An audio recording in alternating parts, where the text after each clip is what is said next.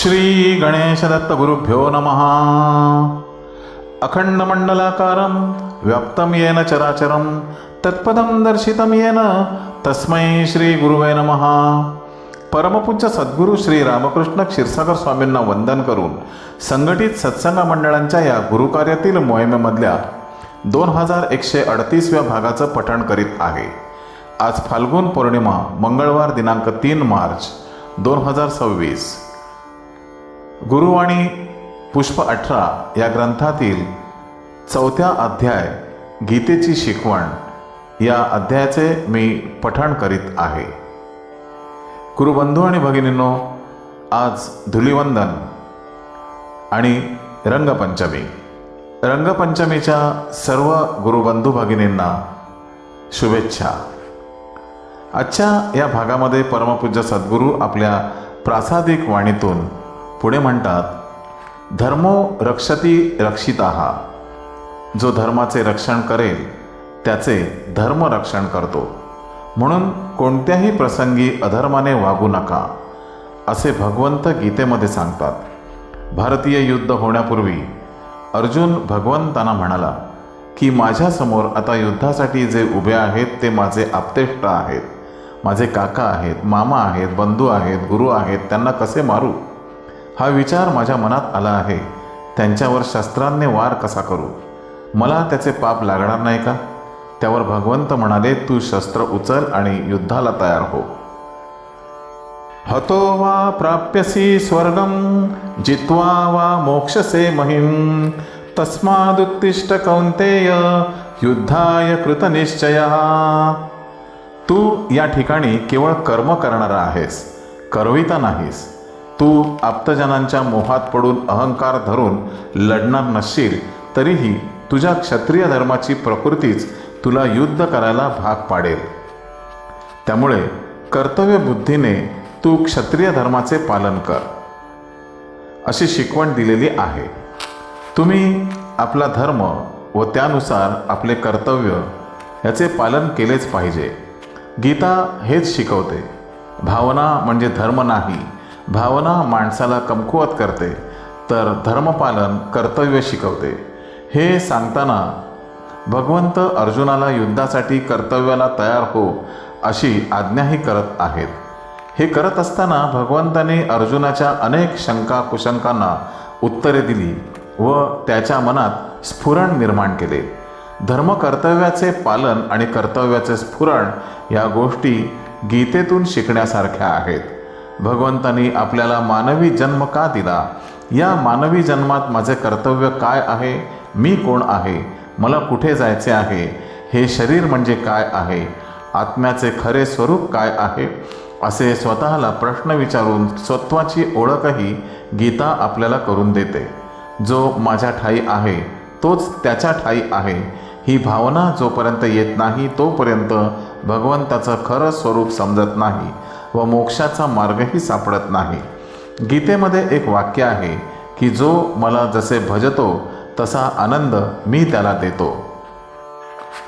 ये यथा मां प्रपद्यन्ते तांस्तथैव भजाम्यहं मम वर्त्मानुवर्तन्ते मनुष्यः पार्थ सर्वशः।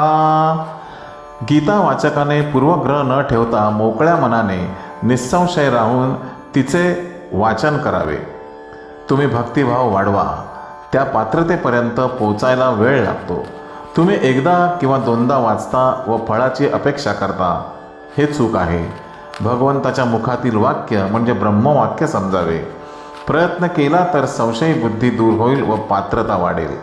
भगवद्गीतेमध्ये ज्ञानाच्या भागाबरोबर अर्थाचाही भाग आहे। याशिवाय गीता हा अनुभूती देणारा शक्तिशाली ग्रंथ आहे। अध्यात्मविद्या विद्यानाम असे भगवंताचे वचन आहे।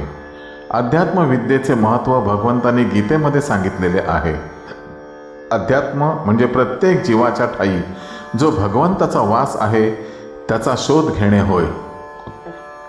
या विद्येमध्ये तेज आहे, चैतन्य आहे। हे वचन भगवंताच्याच मुखातून निघाल्यामुळे त्याचे अनुकरण करणे हे आपले काम आहे। त्यामुळेच गीता हा ग्रंथ फार महत्त्वाचा आहे। गीतेत जीवनाचे सार सांगितलेले आहे. धर्म, अधर्म, शास्त्र, कर्म, कर्मफळ, मनुष्य जन्म, त्याचा उद्देश आणि मनुष्य जन्माचे सार्थक हा सगळा उपदेश आपल्याला गीतेमध्ये मिळतो. सर्व धर्मान् परित्यज्य मामेकं शरणं व्रज अहं त्वा सर्व पापेभ्यो मोक्षयिष्यामि मा शुचः. तू सर्व धर्म सोडून मला शरण ये, अशी भगवंत आज्ञा करत आहेत. क्षुधा, तृष्णा, वासना इत्यादी मानवाचे शरीरधर्म आहेत. शरीराचे हे धर्म सुटणे फार अवघड आहे. पण तू षड्रिपूंचा त्याग कर आणि मला शरण ये, म्हणजे मी तुला माझ्यात सामावून घेईन. मी तुला सर्व पापांपासून मुक्त करेन. तू काळजी करू नकोस आणि हेच तुझ्या हिताचं आहे, असं भगवंत म्हणतात. सामान्य माणसांना कर्मफळाचा त्याग शक्य नाही, अवघड आहे. अशाने त्यांना कार्य करायला उत्तेजन मिळणार नाही. सामान्य माणसे काही दिवस कर्मफळ त्यागण्याचा विचार करतील, पण काही काळानंतर तेच विचार करायला लागतात की मी एवढे देवाचं करतो पण देव आपल्याला काही प्रसन्न होत नाही. सामान्य माणसाची उडी बेताचीच असते. षड्रिपूंपासून दूर कसे व्हावे आणि कर्मसन्यास कसा घ्यावा हे भगवद्गीता शिकवते. कर्मफळाचा त्याग फक्त महापुरुषांना शक्य आहे.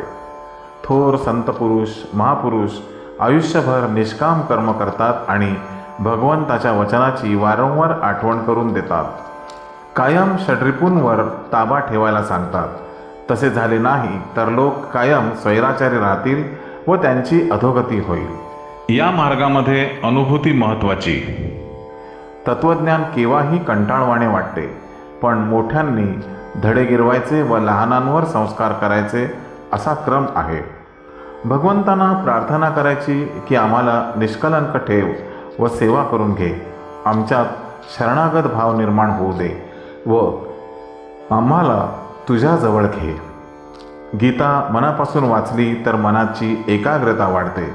गीता अभ्यासून आत्मसात करणे गरजेचे आहे. त्यातील तत्वे तंतोतंत आचरण्याचा प्रयत्न करावा. जरी सर्व तत्वे आचरता आली नाहीत तरी त्यावर श्रद्धा ठेवावी. ते उपनिषदांचे सार आहे. ह्या ग्रंथाच्या वाचनाने जीवनात किती तन्मयता साधते हे तुम्ही प्रत्यक्ष अनुभव घेऊन बघा.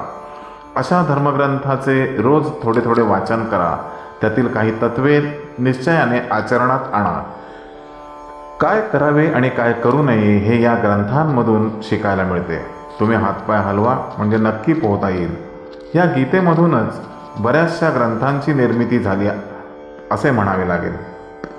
मूळ ग्रंथ जरी संस्कृतमध्ये असला तरी त्याचे सोप्या मराठी भाषेत पुष्कळ लोकांनी भाषांतर केलेले आहे, ते वाचावे. धर्मग्रंथ हेच मानवी जीवनाचे कायदे आहेत.